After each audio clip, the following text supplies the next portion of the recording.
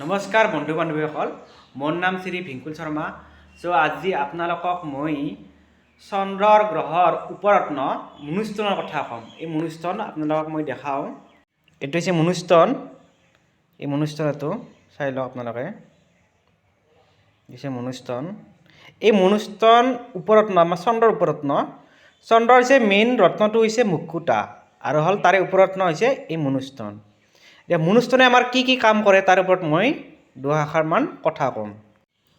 মনুষ্ঠনে আমাৰ মানসিক ভাৰসাম্য, যদি মানসিকভাৱে যদি ডিপ্ৰেশ্যন ভুগোঁ, আমি যদি মনটো যদি খেলি মেলি লাগি থাকে, আমাৰ যদি পঢ়াত যদি মন নবহে, পঢ়াত মন নবহিলেও আমি সৰু ল'ৰা ছোৱালীক আমি দিব পাৰোঁ।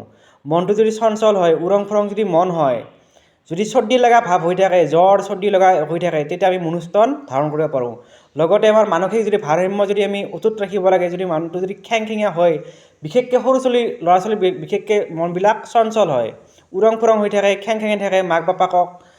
এই কাৰণে আমি যদি এই চন্দ্ৰকান্ত মণি, যিটো অসমীয়াত চন্দ্ৰকান্ত মণি বুলি কয় আৰু হ'ল ইংৰাজীত আমাৰ মনুষ্ঠন বুলি কয়, এই মনুষ্ঠন যদি আমি ধাৰণ কৰোঁ তেতিয়া আমাৰ কি হয়, আমাৰ স্কিনৰ প্ৰব্লেমো দূৰ হয়, লগতে আমাৰ মানসিক ভাৰসাম্য অটুট ৰয়, প্লাছ মনৰ খেংখেঙীয়া ভাৱটোও দূৰ হয় আৰু মানসিকভাৱে আমাৰ শক্তিশালী হয়।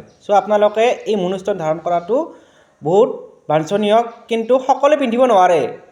যিখিনি ৰাখি এই চন্দ্ৰকান্ত মণিটো, যোনটো আমাৰ মনুষ্ঠন মণিটো সকলোৱে পিন্ধিব নোৱাৰে। মেঘ ৰাশিৰ মানুহে পিন্ধিব পাৰে, ধনু ৰাশিৰ মানুহে পিন্ধিব পাৰে আৰু আমাৰ কৰ্কট ৰাশিৰ মানুহে পিন্ধিব পাৰে। এই আমি কুণ্ডলীখন চাইহে আমি কাক কাক পিন্ধিব পাৰোঁ, সেই কুণ্ডলীখন চাইহে আমি ক'ব পাৰোঁ। কিন্তু ৰাশি হিচাপত এই তিনিটা ৰাশিয়ে পিন্ধিলে বহুত উৎকৃষ্ট ফল পোৱা যায়। লগতে মই কওঁ যে চন্দ্ৰকান্ত মণি, যোনটো মনুষ্ঠন মণি বুলি কওঁ আমি, সেই মনুষ্ঠন মণিটো কিন্তু বহুত ডুপ্লিকেটো থাকে। আপোনালোকে মনুষ্ঠন মণিটো যদি পিন্ধিব খোজে, ভাল মনুষ্ঠন মণি পিন্ধিব পাৰে, মোৰ লগতো কণ্টেক্ট কৰিব পাৰে, নহ'লে আপোনালোকে ভাল এটা প্ৰতিষ্ঠানৰ পৰা ক্ৰয় কৰিব পাৰে।